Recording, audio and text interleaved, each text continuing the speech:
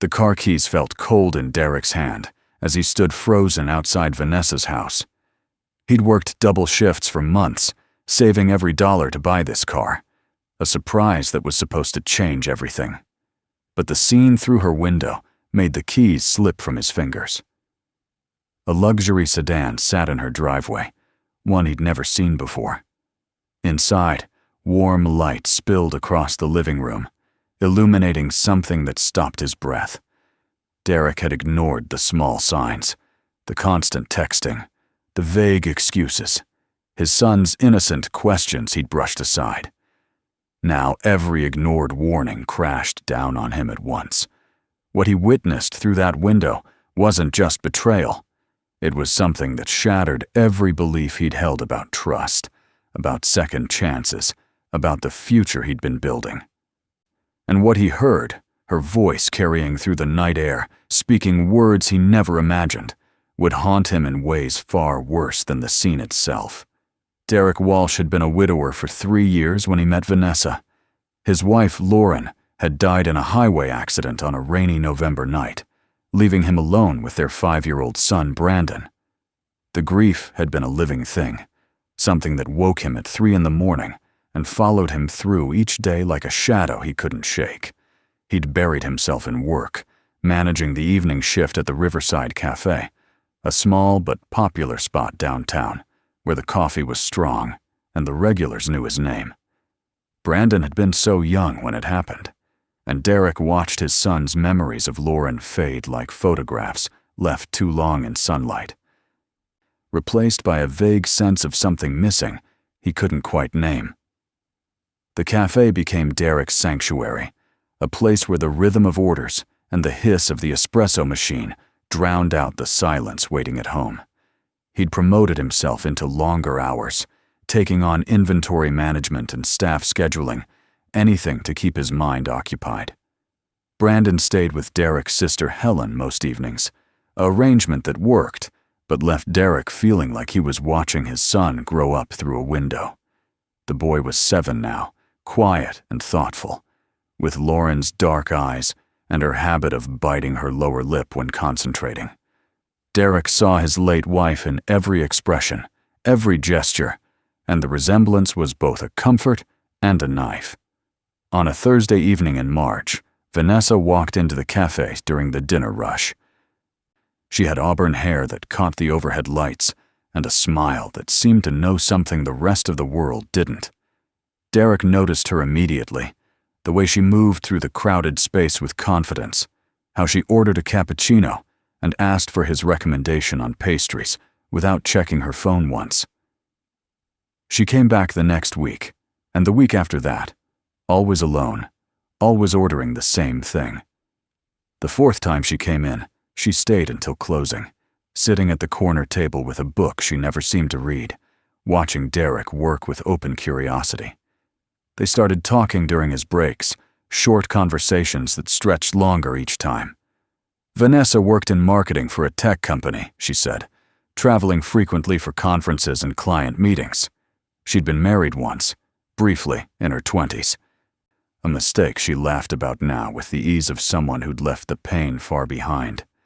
She asked about Brandon with what seemed like genuine interest, nodding thoughtfully when Derek described his son's love of building things, how the boy could spend hours with blocks or drawing elaborate blueprints for imaginary structures.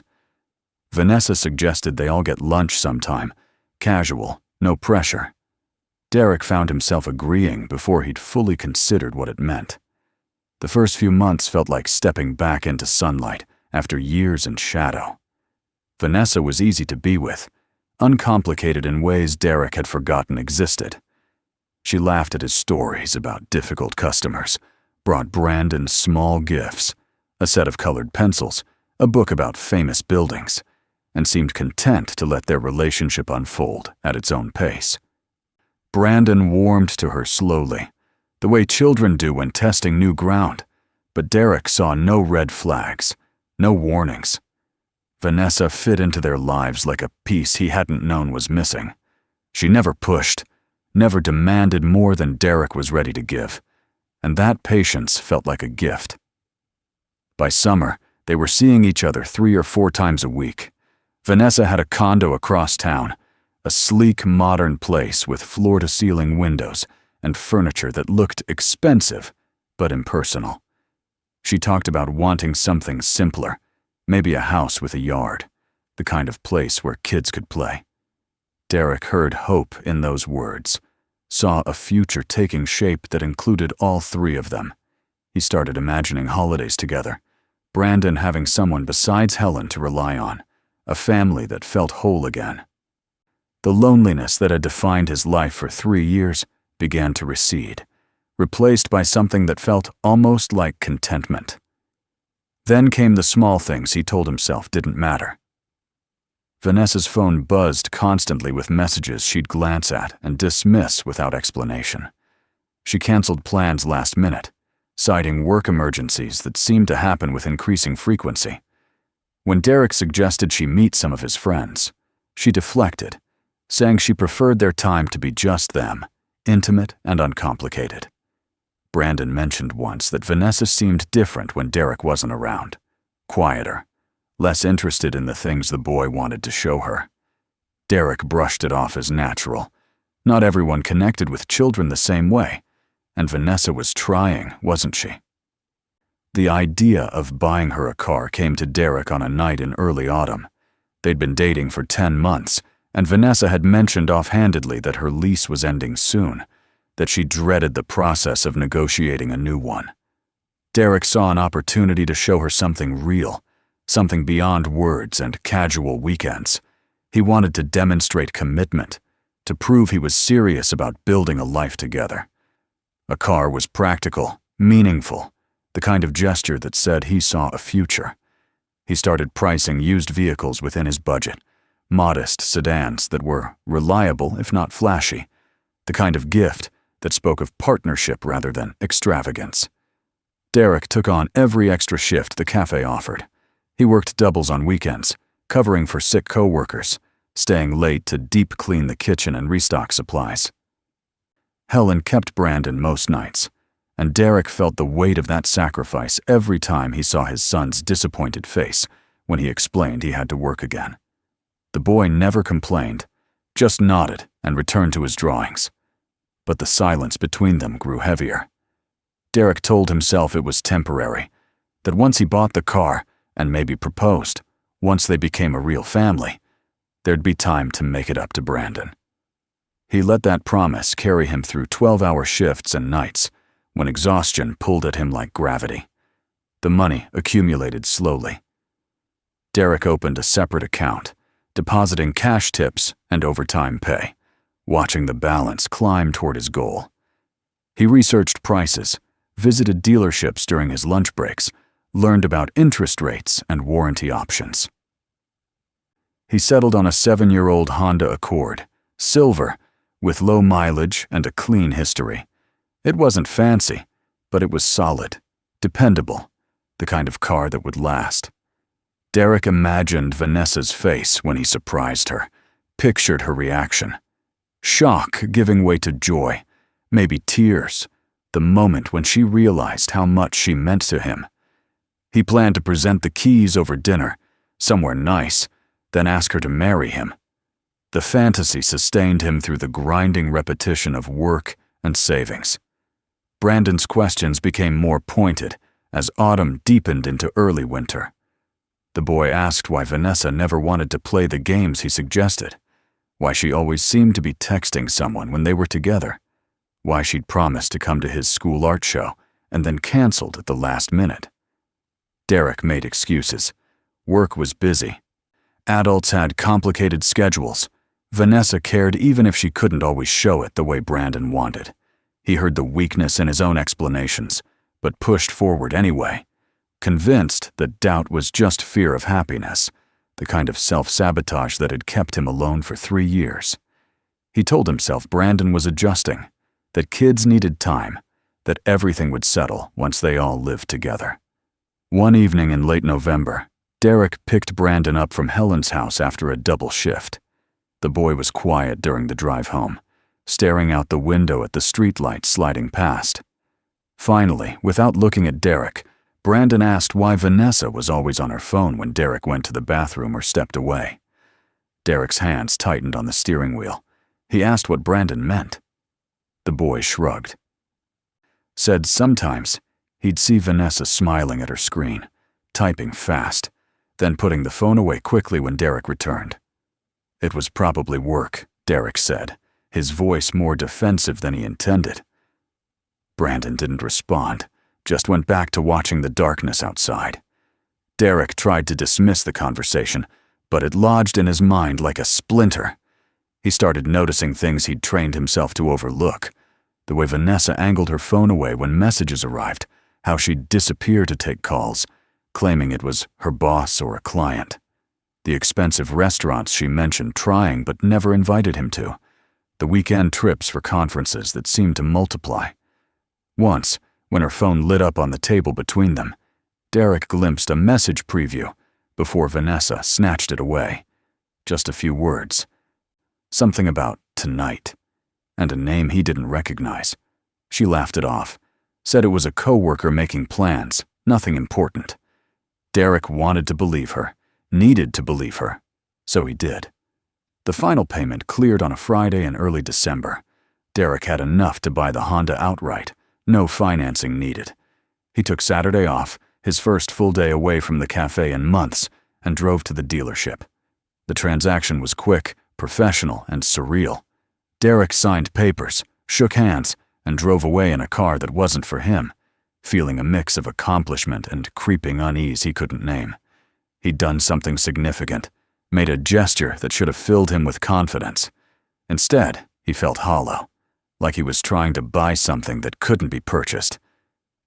Trying to secure something that was already slipping through his fingers. He kept the car at Helen's house, hidden in her garage, while he planned the surprise. Derek wanted everything perfect. Dinner reservations at the Italian place Vanessa had mentioned loving. A route that would pass by meaningful spots from their relationship. The presentation of the keys as both gift and proposal. He bought a ring, nothing elaborate. A simple band that fit his budget after the car.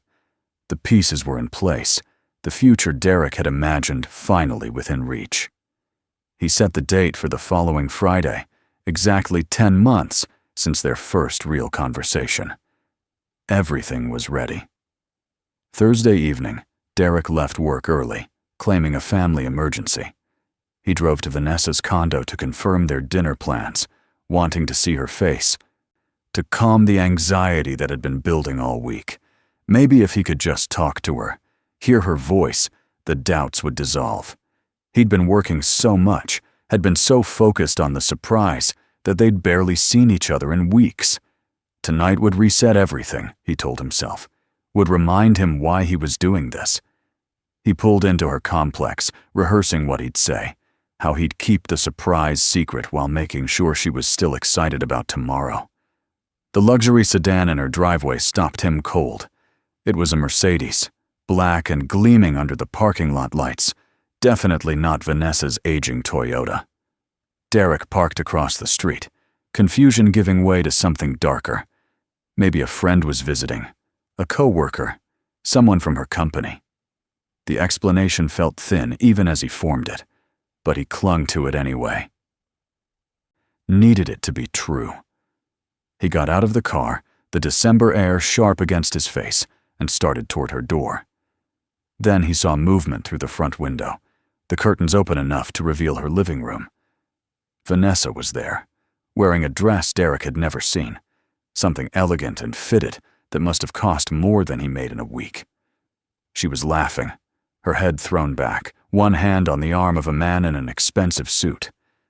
Derek couldn't see the man's face from this angle, just his posture, the easy confidence of someone comfortable in spaces Derek had never occupied.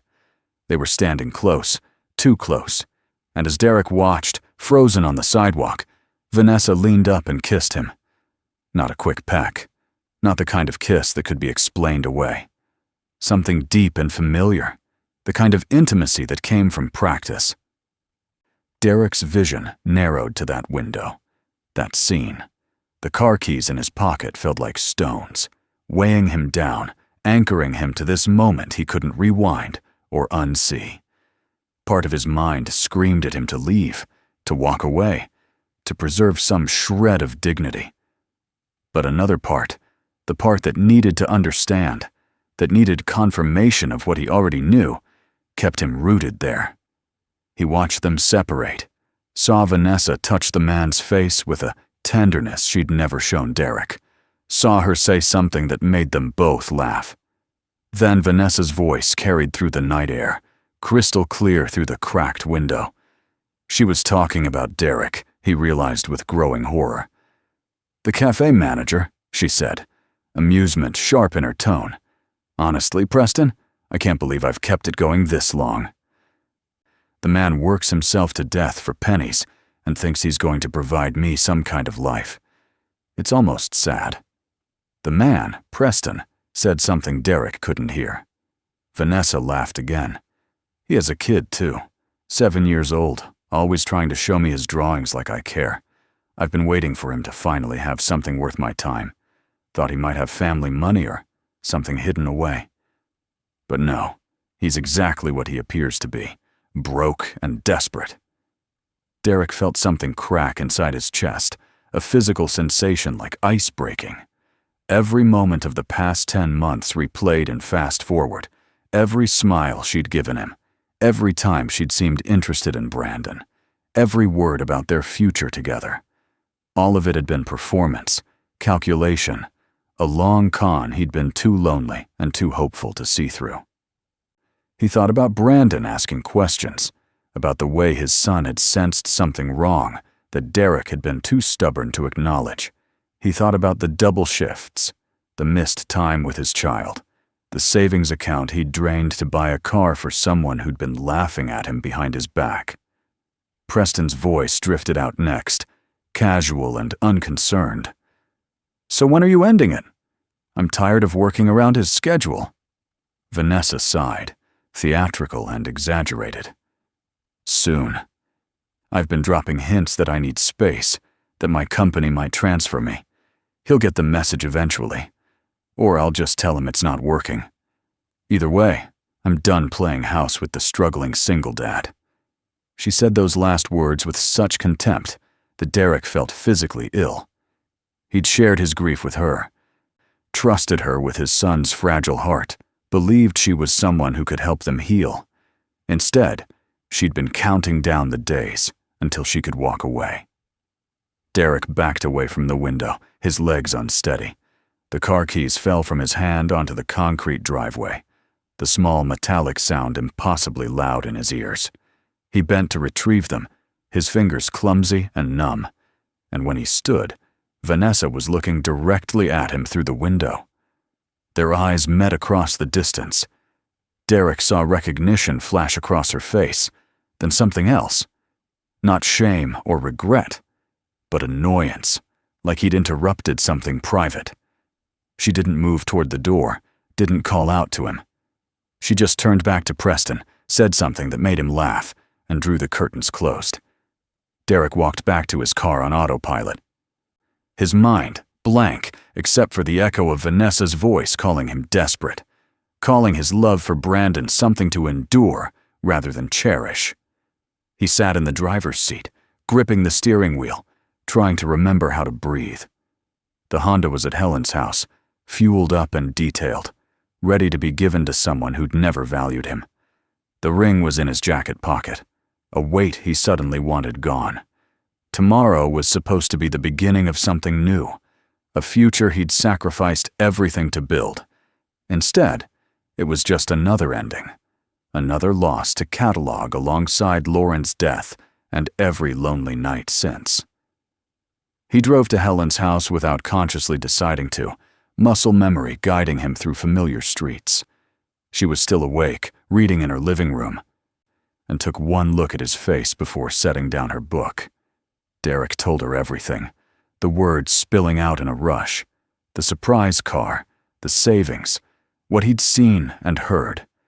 Helen listened without interrupting, her expression shifting from shock to anger to something that looked like pity. When Derek finished, she was quiet for a long moment. Then she asked the question he'd been avoiding. What did he want to do? Derek thought about Brandon asleep upstairs, about the time he'd missed with his son while chasing a relationship that had been hollow from the start. He thought about Vanessa's contempt, how she'd mocked the very things Derek was most proud of: his work ethic, his dedication, his love for Brandon. He thought about the future he'd imagined and how thoroughly it had been built on lies. What he wanted, Derek realized, was to stop making the same mistake.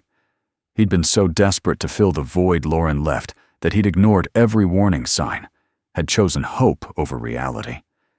He couldn't afford to do that anymore, not when Brandon was watching, learning what love looked like from his father's example.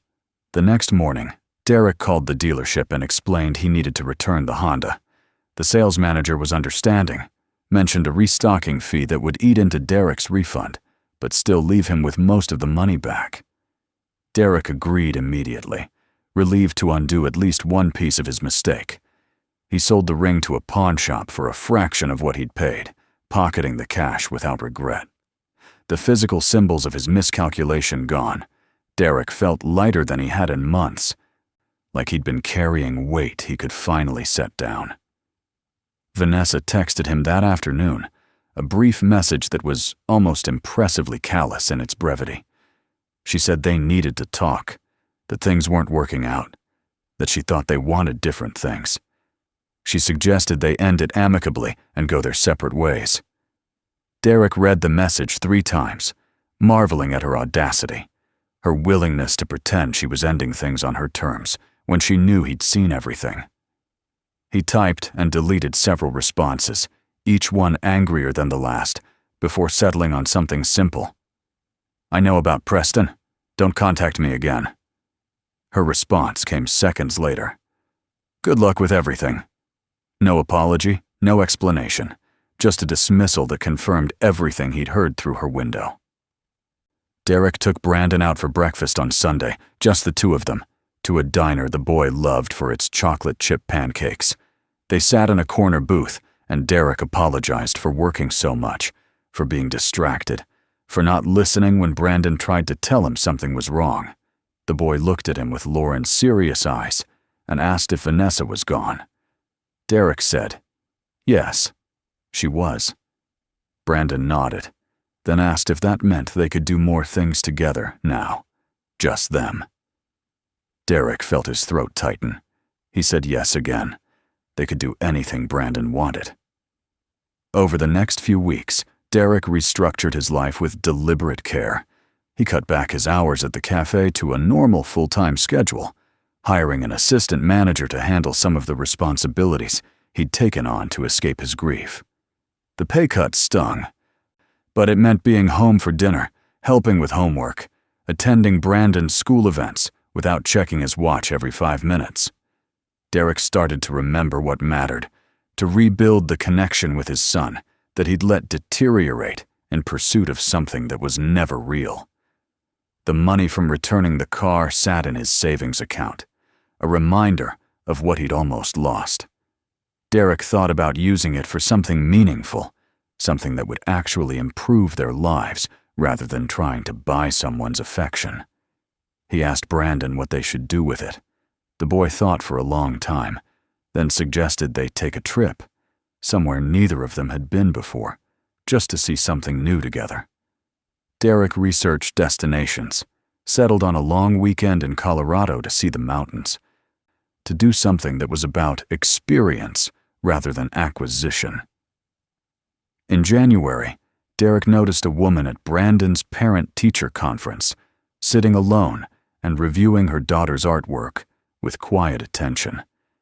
She had dark hair pulled back in a practical ponytail and laugh lines around her eyes that suggested she smiled often. She was Rachel Connor, Brandon's teacher, and when their eyes met across the classroom, she offered a warm, genuine smile that asked for nothing. They'd spoken briefly at the start of the school year, professional exchanges about Brandon's progress and social development. But Derek saw her differently now, not as a potential replacement for what he'd lost, but as someone who'd been present all along caring about his son in ways he was only beginning to appreciate. Rachel approached him after the conference, asked how he was doing with the same genuine concern she showed Brandon. Derek found himself being honest, mentioning he'd gone through a difficult breakup, that he was refocusing on being present for his son. Rachel nodded with understanding, said she'd noticed Derek had been coming to more school events, that Brandon seemed happier, more engaged. They talked for 15 minutes, easy conversation that felt nothing like the performance he'd endured with Vanessa. When they parted, Rachel mentioned the school was organizing a winter fundraiser, that they needed volunteers, that she'd understand if Derek was too busy, but would appreciate the help if he had time. Derek volunteered. He spent a Saturday in February setting up tables in the school gymnasium, hanging decorations, helping organize donated items for the silent auction. Rachel was there, directing the organized chaos with patient efficiency, and Derek found himself watching her interact with parents and students, noting the way she remembered everyone's names, how she made each person feel seen. During a break, they sat on the bleachers with coffee from the concession stand, and Rachel asked about Brandon's interest in architecture. Derek talked about his son's drawings, the elaborate structures the boy designed, how Brandon wanted to build things that would last. Rachel listened with real attention, then shared that her daughter was artistic too, loved painting, that she worried sometimes about encouraging impractical dreams versus practical careers. They discovered a shared understanding about parenting alone, about the weight of being solely responsible for a child's happiness and future. Rachel had been divorced for 4 years, her ex-husband uninvolved and unreliable, and she'd built a life that was stable if sometimes lonely. Derek appreciated her honesty, the way she didn't pretend single parenting was some noble sacrifice, but acknowledged it was hard, exhausting, and occasionally overwhelming. They exchanged phone numbers, casual, no pressure, just two people who understood each other's reality. The friendship developed slowly, carefully, without the rushed intensity that had characterized Derek's relationship with Vanessa. Rachel and Derek started meeting for coffee on Saturday mornings, while the kids were at art class, talking about everything and nothing. Work frustrations, parenting challenges, books they'd read, places they wanted to travel. There was no agenda, no performance. Just two adults enjoying each other's company, without trying to force something that wasn't ready to exist. Derek found himself relaxing in ways he hadn't with Vanessa, not second-guessing every word, not trying to be someone he thought Rachel wanted. Brandon and Rachel's daughter, Phoebe, became friends through their parents' connection, bonding over their shared love of creating things. The four of them started doing activities together, museum visits, hikes in nearby state parks, pizza nights where the kids would monopolize conversation with stories about school. Derek watched Brandon open up around Phoebe and Rachel, saw his son laugh more freely, and realized this was what healthy looked like. Not desperate or needy, not trying to fill a void, just people choosing to spend time together because they genuinely enjoyed it. Spring arrived with unexpected warmth, and Derek took Brandon to Colorado as promised. They hiked mountain trails, stayed in a modest cabin with a view of snow-capped peaks, and talked about things that mattered without the distraction of phones or schedules. Brandon asked if Rachel was Derek's girlfriend. Derek said no. They were friends, good friends, but nothing more right now. Brandon nodded thoughtfully, then said he liked Rachel, that she was nice to them without pretending, that she felt real. Derek agreed, struck by his son's perception, by the lessons the boy had learned from watching Derek's mistakes. When they returned home, Derek felt different, not fixed or healed, because those words implied there'd been something broken, but rather like he'd finally stopped running from Lauren's absence and started living in the present. He still missed his wife, still thought about her when Brandon did something that reminded Derek of her, but the grief had transformed into something gentler, less consuming. He could hold memories of Lauren alongside his current life, without feeling like he was betraying either. Rachel noticed the change when they met for coffee the Saturday after Derek returned. She said he seemed lighter, more settled, and Derek tried to explain what the trip with Brandon had taught him, that happiness wasn't something he needed to chase or construct, that it existed in small moments he'd been too distracted to notice. Rachel understood without him having to elaborate, shared that she'd gone through something similar after her divorce, the period of learning to be content with what was rather than mourning what wasn't. They kept meeting, kept spending time together with the kids, and slowly something shifted. Derek couldn't pinpoint when friendship began to feel like it might become something more, when he started noticing the way Rachel's eyes crinkled when she laughed, when her texts became something he looked forward to rather than just acknowledged. There was no dramatic moment, no grand gesture, just a gradual recognition that what they'd built was valuable, worth protecting, worth maybe exploring if they were both ready.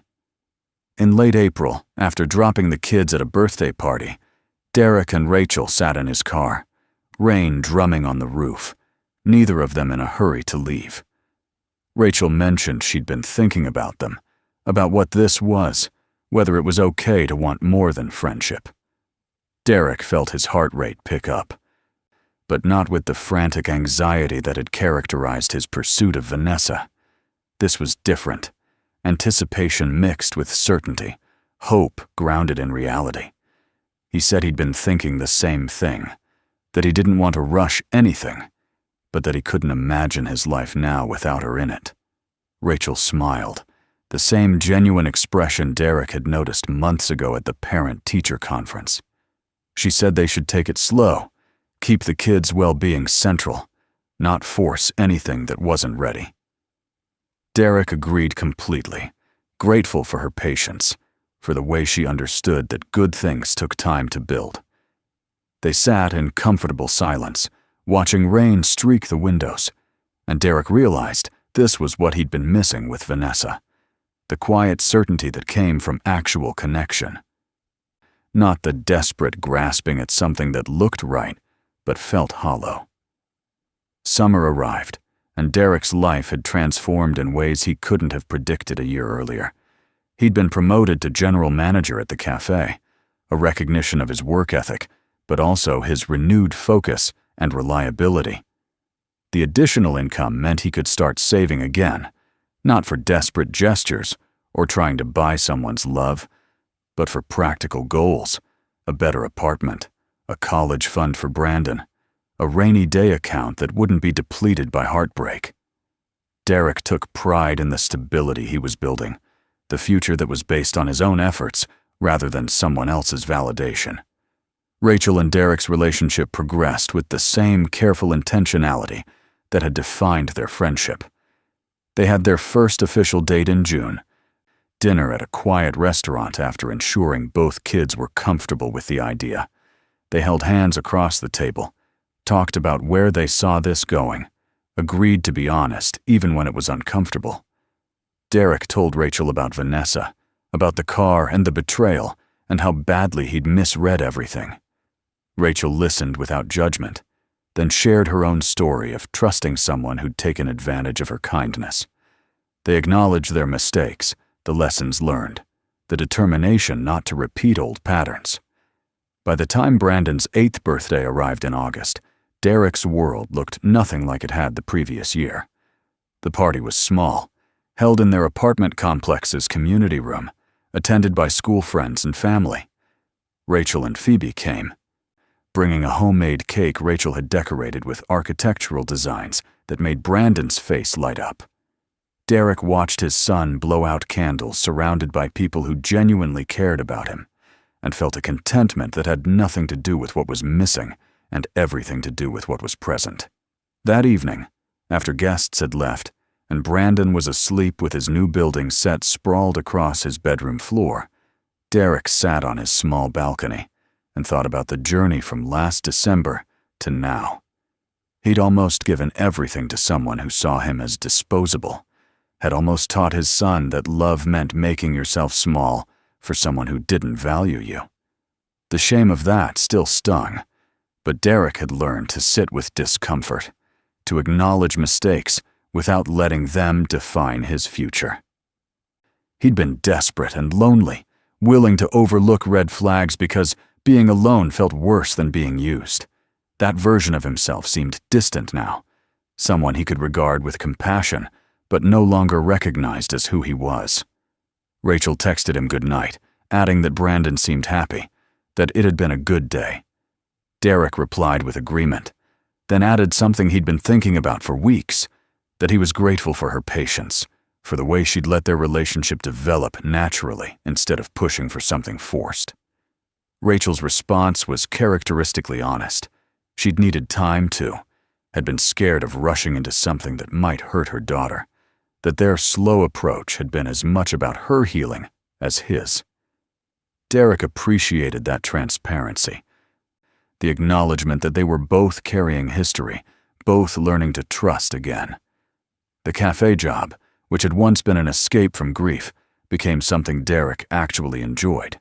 He mentored new employees, experimented with menu items, built relationships with regular customers who'd watched him struggle and now saw him thriving. The work still had its frustrations, but Derek approached it differently now, not as something to lose himself in, but as a career he was building with intention. He started taking business classes at the community college, thinking about maybe opening his own place someday, a dream that felt achievable rather than desperate. Brandon flourished in ways that had nothing to do with Derek's romantic life and everything to do with his father's presence. The boy's grades improved, his social circle expanded, and his artwork grew more ambitious. He designed an entire city on poster board, complete with bridges and parks and buildings of various heights, each structure carefully labeled with its purpose. Derek framed it and hung it in their living room, a reminder of what his son could create when given attention and support. Teachers commented on Brandon's confidence, his willingness to participate, the way he'd come out of his shell. Derek knew he couldn't take all the credit, but he also knew his renewed focus had made a difference. Rachel and Derek celebrated their 6-month anniversary in October, a modest milestone they acknowledged with dinner and a movie while Helen watched the kids. They talked about the future with careful optimism, agreeing they wanted to keep building what they had, to see where it led without demanding guarantees.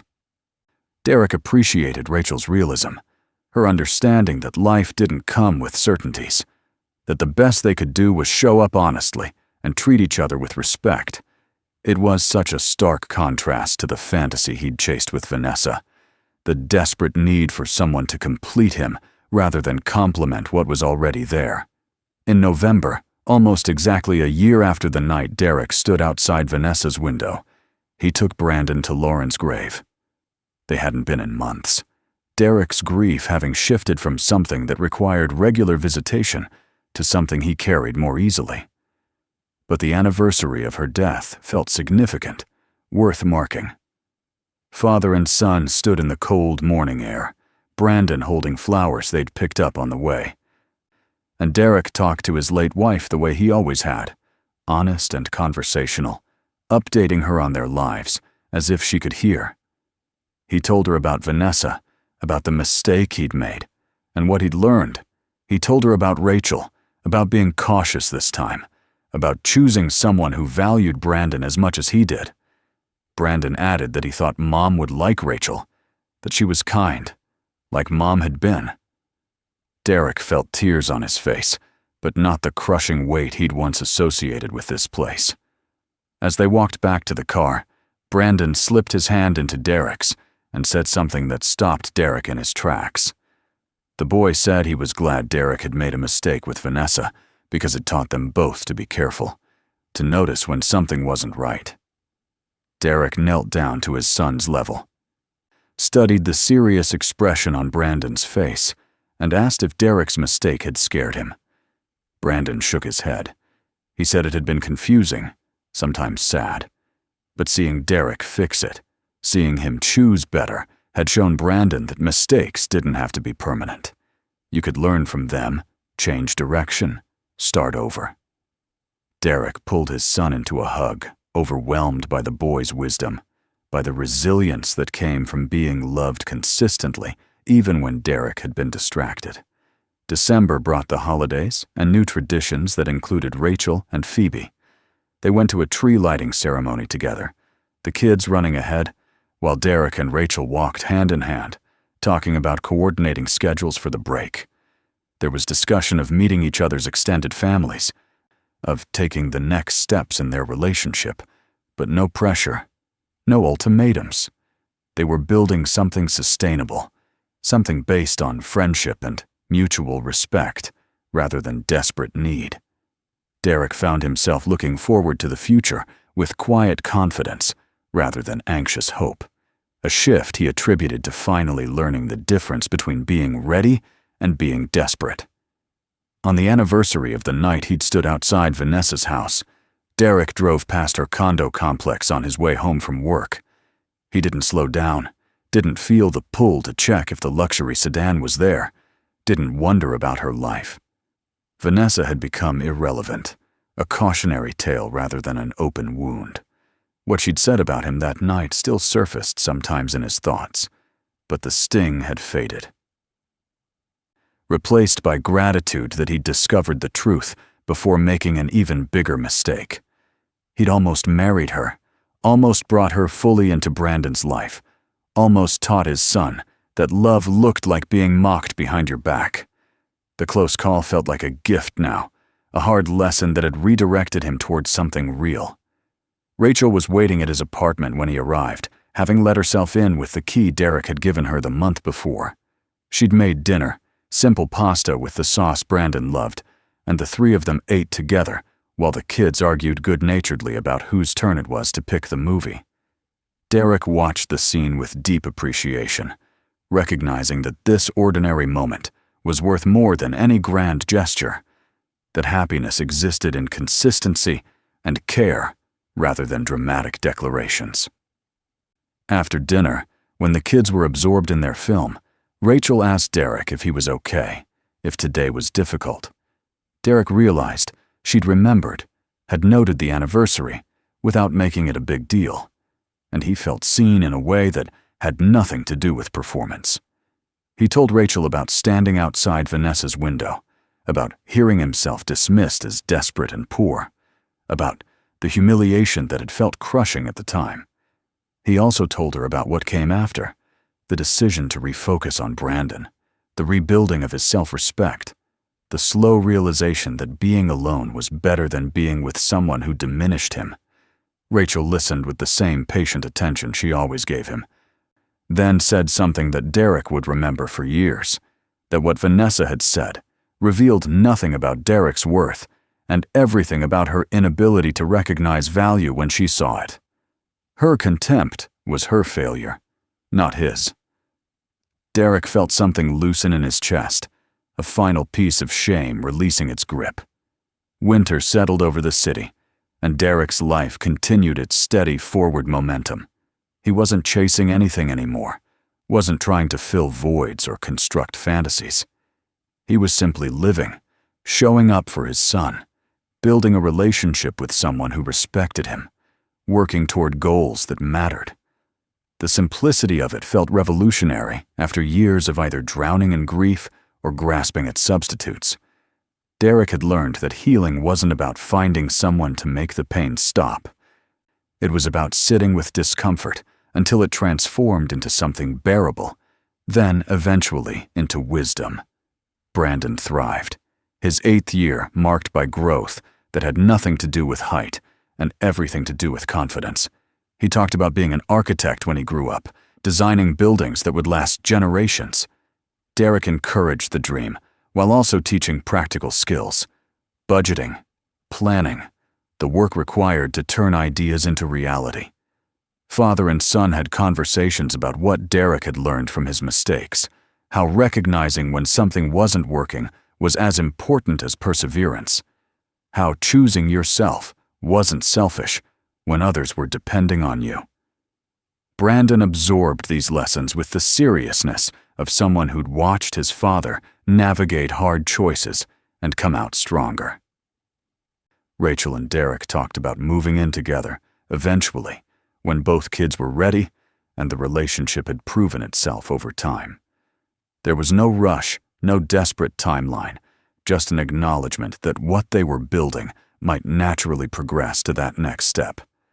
They discussed what merging families would look like, how to preserve each child's sense of security, what challenges might arise. The conversations were practical rather than romantic, grounded in reality rather than fantasy, and Derek appreciated the difference. This was what adult love looked like. Not fireworks and grand gestures, but careful consideration of how choices affected everyone involved. In February, Derek received an unexpected message from Vanessa. She'd apparently gotten a new number and wanted to clear the air, to explain that she'd been in a bad place when they were together, that she regretted how things ended. Derek read the message twice, noting the careful wording that admitted nothing while implying she'd somehow been the victim of circumstances. He thought about responding, about pointing out the specific cruelties he'd overheard, about defending himself against implications that he'd somehow contributed to her deception. Then he thought about Brandon and Rachel, about the life he'd built in the aftermath of that relationship, and realized Vanessa's narrative had nothing to do with him. She needed to rewrite history to live with herself, and that was her burden to carry, not his to correct. Derek deleted the message without responding, blocked the number, and told Rachel about it that evening. She asked how he felt, if it had stirred up old anger. Derek considered the question honestly, surprised to find that he felt mostly indifferent. Vanessa's attempt to recontextualize what had happened couldn't change the facts, couldn't undo what Derek had learned from the experience. He'd been desperate and lonely. Yes, but he hadn't been wrong to want love, wrong to hope for partnership. He'd just chosen poorly, invested in someone who couldn't reciprocate genuine connection.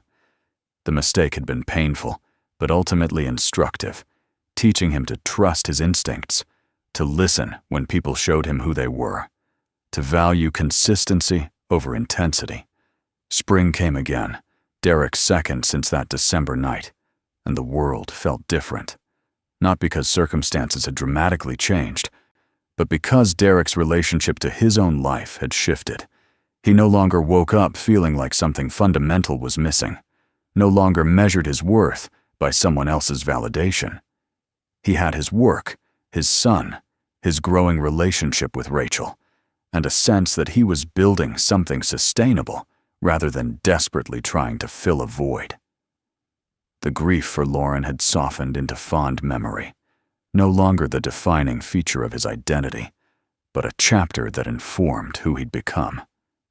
Brandon's teacher, not Rachel anymore, as the boy had moved up a grade, commented at parent conferences that Brandon seemed remarkably well-adjusted for a child who'd lost a parent so young. Derek felt pride at that observation, knowing it reflected not just his own efforts, but Brandon's resilience, the support of people like Helen and Rachel, the lessons learned from navigating hard times together. He told Brandon about the comment that night, and the boy said something simple but profound, that sad things happened, but you could still be okay afterward if people loved you right. Derek agreed, humbled by his 8-year-old's wisdom, by the clarity children brought to complicated emotions. Rachel and Derek celebrated a year together in April, marking the occasion with a weekend trip while Helen watched both kids. They went to a bed and breakfast in the mountains, hiked trails that were just beginning to show spring growth, and talked about long-term plans with more certainty than before. Rachel brought up the possibility of moving in together by summer, suggested they look at houses with enough room for everyone. Spaces where the kids could have their own territories, but they could build a family unit. Derek felt ready for that conversation in ways he wouldn't have been months earlier, confident that the foundation they'd built could support that next step. They started house hunting in May, a process that was equal parts exciting and overwhelming. Brandon and Phoebe came to viewings, offering opinions on backyards and bedroom sizes. taking ownership of the decision in ways that made it feel like a genuine family choice. Derek found himself imagining futures in each house: holiday gatherings, homework sessions at kitchen tables, graduations and celebrations years down the road. These weren't desperate fantasies like he'd indulged with Vanessa, but grounded visions based on the relationship he'd actually built. The trust earned through consistent action rather than promised intention. They found a house in early June, a 3-bedroom ranch with a fenced yard and enough space for everyone. The mortgage would be tight but manageable with both incomes, and Derek felt proud that he was entering this commitment as an equal partner, not someone trying to prove worth through financial gestures he couldn't afford. They moved in together at the end of summer, timing it so the kids could adjust before school started. The process of combining households revealed small incompatibilities, different approaches to organization, varying tolerances for mess, but they navigated these differences with patience and humor, treating them as problems to solve rather than deal breakers. Brandon adjusted to the new arrangement with characteristic thoughtfulness, testing boundaries, making sure Derek was still his dad first, even as they all became a family unit. Derek reassured his son constantly, carved out one-on-one time that was sacred, demonstrated through action that their relationship wasn't diminished by the addition of Rachel and Phoebe. The boy eventually relaxed, began referring to their house instead of Derek's apartment, started leaving his artwork around communal spaces like he belonged there. Derek watched his son bloom in the security of consistent love and felt grateful he'd learned to prioritize that over his own loneliness. By fall, their blended family had developed rhythms and traditions that felt natural rather than forced. Sunday pancakes became Brandon's responsibility, with Phoebe as his assistant. Friday movie nights rotated who picked the film. Derek and Rachel traded off cooking during the week. The kids helped with age-appropriate chores, and slowly they became a unit that functioned smoothly most days. There were still challenges: coordinating schedules, managing different parenting styles, navigating ex-spouse complications. But they approached problems as a team, maintaining the communication that had defined their relationship from the start. In October, Derek was offered a management position at a small restaurant group, overseeing operations for 3 locations. The job came with a significant raise and the kind of professional growth he'd been working toward. Derek discussed it extensively with Rachel, weighing the benefits against potential costs to family time. They decided together that he should take it. But with clear boundaries about work hours and availability for the kids, Derek accepted the position with the confidence that came from having a partner who supported his ambitions without expecting him to sacrifice himself for them. Brandon turned 9 in November, and the celebration reflected how far they'd all come. The party was in their new backyard, attended by both sides of their blended family, friends from school, neighbors they'd gotten to know. Derek watched Brandon show off his latest architectural designs to anyone willing to listen, saw his son's comfort in his own skin, and felt overwhelmed by gratitude for the path that had led them here. If someone had told him 2 years ago that Vanessa's betrayal would be the catalyst for building this life, Derek wouldn't have believed them. But standing in his backyard watching his son thrive, Rachel beside him, making sure everyone had enough food, Derek could acknowledge that sometimes the worst moments redirected you toward better destinations. The holidays arrived, their first, as a truly blended family. They navigated complicated schedules with ex-spouses, worked out gift-giving logistics, and created new traditions that honored everyone's needs. Christmas morning was chaotic and loud, wrapping paper everywhere, kids comparing presents, the kind of beautiful mess Derek had stopped believing was possible.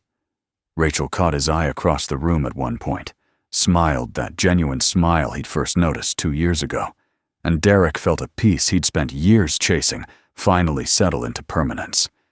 This was what he'd been looking for with Vanessa. The sense of belonging and partnership.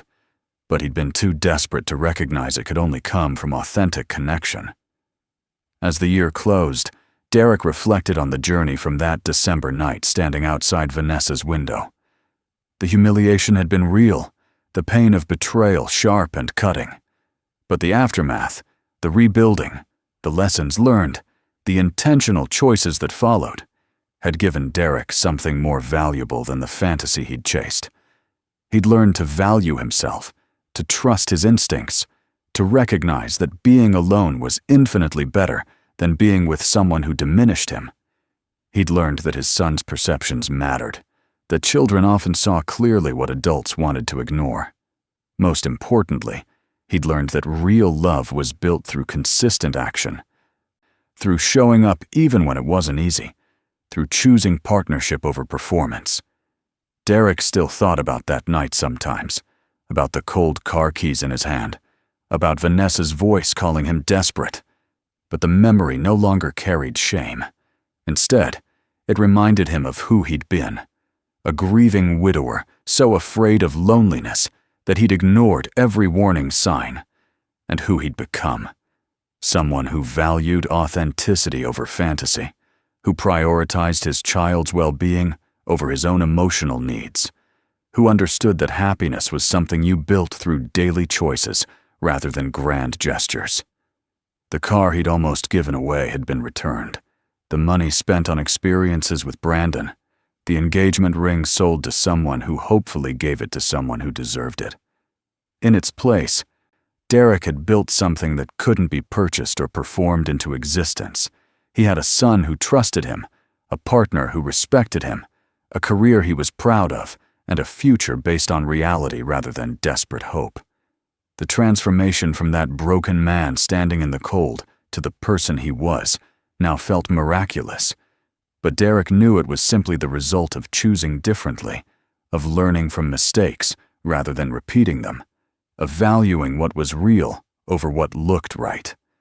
Brandon came into the living room as Derek was lost in reflection, asked what he was thinking about.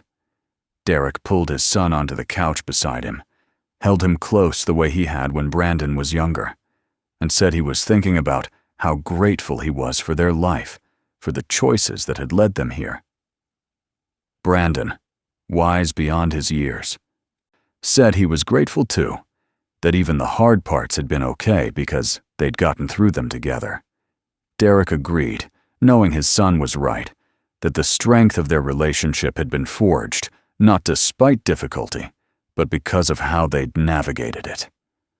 The new year arrived with promise and possibility, but also with the grounded understanding that life would continue to present challenges, that there would be hard days and disappointments alongside the joy. Derek felt prepared for that reality in ways he hadn't been before, confident in the foundation he'd built, the people he'd chosen to build it with, and his own resilience when things got difficult. He'd been tested and had learned to trust himself, to make choices based on values rather than fear. To recognize that the only person whose validation he truly needed was his own. Standing in his living room as fireworks exploded outside, Rachel sleeping upstairs, Brandon designing dream buildings at the kitchen table despite the late hour, Derek felt complete in a way that had nothing to do with anyone else filling a void. He was whole on his own, choosing to share his life rather than desperately trying to complete it. That difference, learned through pain and rebuilt with intention, was worth every difficult moment, every lesson learned the hard way, every time he'd chosen growth over comfort. The car keys that had slipped from his fingers 2 years ago had represented a desperate attempt to buy love, to secure someone's commitment through grand gesture rather than earning it through genuine connection. Now, Derek understood that real commitment couldn't be purchased, that authentic love required nothing more or less than showing up honestly, treating each other with respect, and building something sustainable together. He'd paid a steep price for that knowledge, but standing here now, watching snow fall through the window while his chosen family occupied the same space with easy familiarity, Derek knew the cost had been worth it. He'd found his way home, not to another person, but to himself, and from that foundation had built something that would last.